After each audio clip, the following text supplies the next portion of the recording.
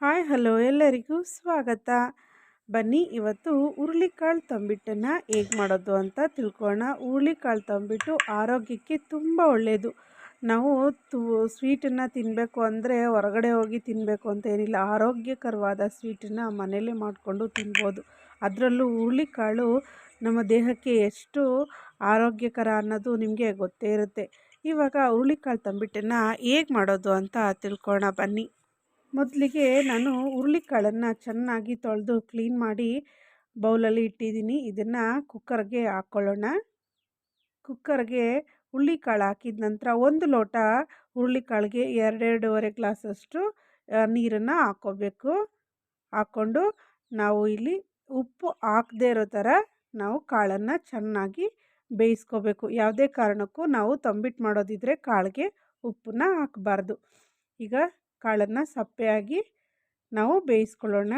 ಈಗ ನೋಡಿ, ಕಾಳು ಚೆನ್ನಾಗಿ ಬೆಂದಿದೆ. ಒಂದು 5-6 ವಿಷಲ್ಗೆಲ್ಲ ಚೆನ್ನಾಗಿ ಕಾಳು ಬೆಂದಿರುತ್ತೆ. ನೋಡಿ, ಈ ಥರ ಬೆಂದಿದೆ. ಇವಾಗ ಇದನ್ನು ಕೈಯಲ್ಲಿ ಪ್ರೆಸ್ ಮಾಡಿ ನೋಡಿದ್ರೆ ಕಾಳು ಸ್ವಲ್ಪ ಈ ಥರ ಬಿಟ್ಕೊಬೇಕು, ಅಷ್ಟು ಸ್ಮ್ಯಾಶ್ ಆಗಬೇಕು.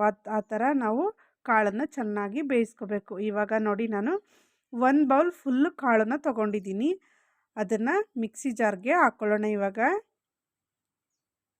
ಅದಾದಮೇಲೆ ನಾನು ಅದೇ ಬೌಲಲ್ಲಿ ಒಂದು 3/4 ಬೌಲಷ್ಟು ಬೆಲ್ಲನ ತೊಗೊಂಡಿದ್ದೀನಿ. ನಿಮಗೆ ಸ್ವೀಟ್ ಜಾಸ್ತಿ ಬೇಕು ಅಂದರೆ 3/4 ಬೌಲ್ ಹಾಕ್ಕೊಳ್ಳಿ, ಇಲ್ಲ ಅಂದರೆ ನೀವು ಅರ್ಧ ಬೌಲ್ ಹಾಕ್ಕೊಳ್ಳಿ. ಸ್ವೀಟ್ ಕಡಿಮೆ ಬೇಕು ಅಂದರೆ ಅದೇ ಬೌಲಲ್ಲಿ 1/4 ಭಾಗ ಕಾಯಿ ತುರಿನ ಹಾಕ್ಕೋತಾ ಇದ್ದೀನಿ.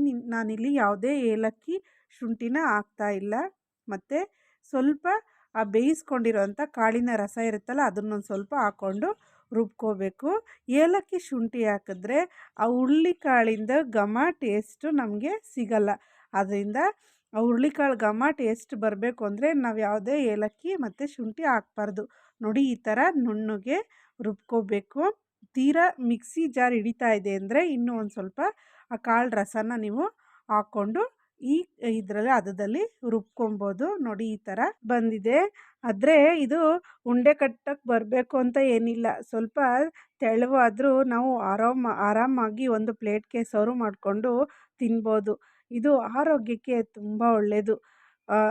ಅಕಸ್ಮಾತ್ ಉಂಡೆ ಬರಲಿಲ್ಲ ನಮಗೆ ಅಂದರೆ ನೀವು ಯಾವುದೇ ಟೆನ್ಷನ್ ತಗೊಳ್ಳೋ ಹಂಗಿಲ್ಲ. ಅದನ್ನು ಹಾಗೆ ಪ್ಲೇಟ್ಗೆ ಹಾಕ್ಕೊಂಡು ನಾವು ಸ್ಪೂನಲ್ಲಿ ತಿನ್ಬೋದು.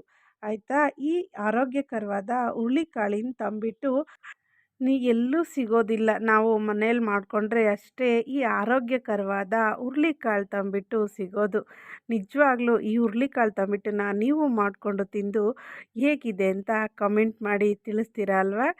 ಈ ಹುರುಳಿಕಾಳು ತಂಬಿಟ್ಟು ನಿಮಗೆ ಇಷ್ಟ ಆಗಿದ್ದರೆ ದಯವಿಟ್ಟು ಲೈಕ್ ಮಾಡಿ, ಶೇರ್ ಮಾಡಿ, ಸಬ್ಸ್ಕ್ರೈಬ್ ಮಾಡೋದನ್ನು ಮರಿಬೇಡಿ.